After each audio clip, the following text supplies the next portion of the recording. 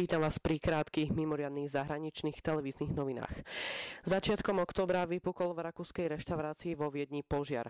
Odborníci však identitu nevedeli zistiť, keďže telá boli vo veľmi zlom stave. Až po takmer 2 mesiacoch sa im to podarilo zistiť. 5 mŕtvych tiel, 5 mŕtvych Slovákov, 4 muži od 30 do 37 rokov a jedna 22-ročná žena.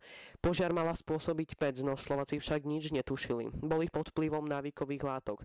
Podľa portálu kurier.at boli bezdomovcami. Požiar vypukol 1. októbra v reštaurácii v chránenom kúpeľnom parku Oberla. Hasiči ho hasili až do polnoci.